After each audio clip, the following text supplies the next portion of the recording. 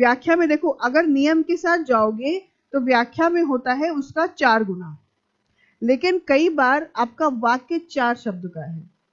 कह दिया कर्म ही पूजा है, मान लो वाक्य में है, उसको अंडरलाइन किया हुआ है, कर्म ही पूजा है, 3 शब्द है। अब 3 शब्द का 4 गुना कितना हुआ? 12 शब्द। और आपकी जो व्याख्या है कितने नंबर की है? 5 नंबर की, मान लो मोटा मोटा, है ना। 20 नंबर की तो पूरा मिला के है ना, एक व्याख्या की बात हो रही है, तो 5 नंबर की है। अब 5 नंबर की व्याख्या में 12 शब्द अगर लिखोगी तो क्या नंबर मिल पाएंगे? तो हमको दोनों बातों का ही ध्यान रखना है। देखो, एग्जैक्ट वर्ड लिमिट का जो आपके पास टर्म या कंडीशन जो रखी गई वो संक्षेपण में है, ठीक है, कि जहां जितना शब्द एक्यूरेसी की तरफ बढ़ेगा उतना सटीक नंबर आपको वहां पर मिलने लगेगा। लेकिन व्याख्या है या भावार्थ, इसीलिए कहा गया, भावार्थ में आपको दिया गया है कि आधे से 1/3।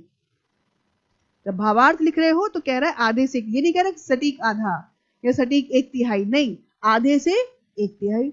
ऐसी व्याख्या का नियम है कि ये 4 गुना होती है, ठीक है। लेकिन देख लो कि आपको जो पंक्ति मिली है वो कितनी बड़ी मिली है। अगर 3 शब्द की है तो भी उसको लिख दो भाई, 30-40 शब्द तो कम से कम लिख दो, ठीक है। एवरेज क्योंकि 5 नंबर मिला है तो इतना हमको लिखना ही पड़ेगा। तो इसमें ऐसा नहीं है कि 12 शब्दों से ज्यादा लिखोगे तो अंक कट जाएंगे, ऐसा नहीं है। यहाँ पर फोकस इस बात पर ज्यादा है कि आप लिख पाए कि नहीं लिख पाए, एक्सप्लेन कर पाए कि नहीं कर पाए, ठीक है।